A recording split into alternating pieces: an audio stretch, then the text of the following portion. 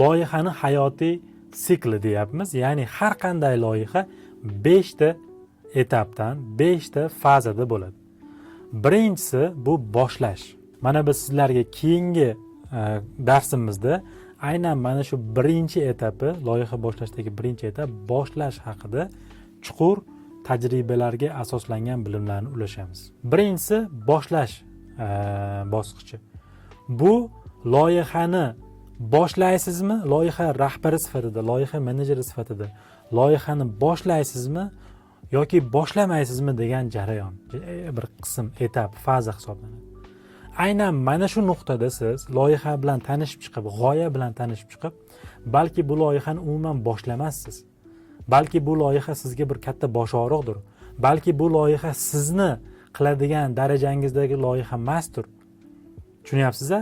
Qiziqishlardan kelib chiqqan holatda, boshqa faktorlardan kelib chiqqan holatda bu boshlaymanmi, yo'qmi degan qism. Buni keyingi darsimizda yana chuqurroq ko'ramiz. Ikkinchisi bu rejalash. Bu endi loyihani men oldim, bo'ldi, qilaman, boshlayman deb o'sha kontraktga imzo chekkaningizdan boshlanadi. Bunda endi siz loyihani ichiga kirib kelasiz.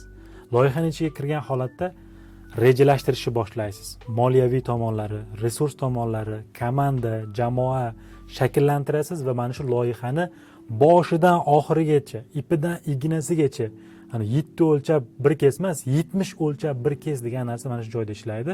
Loyihani A dan Z gacha to'liq rejalashtirasiz. Har qanday risklar nima bo'ladi, qanaqa bo'ladi, kutilmalar, hamma narsa, hamma narsa mana shu yerda jamul-jam bo'ladi. Bu sizning rejalaringiz, planlashtirasiz.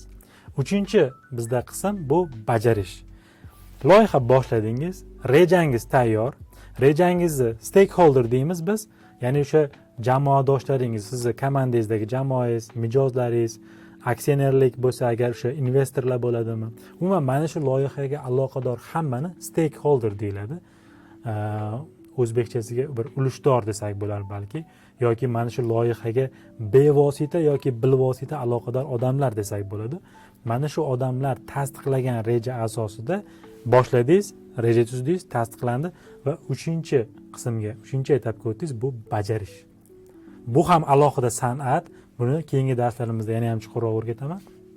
Va 4-si bu 4-etapga qo'yilgani bilan aslida o'sha rejalashdan tortib yakunlashgacha jarayonni o'zida bir-birida bo'ladigan narsa bu o'sha monitoring va kontrol qismi.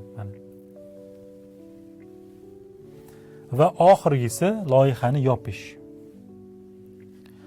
Loyihani yopish ham alohida san'at. Ba'zi loyihalar mana aytdik 2,5% loyihagina mana shu etapga yetib keladi. Mana shu 5-qismga yetib keladi.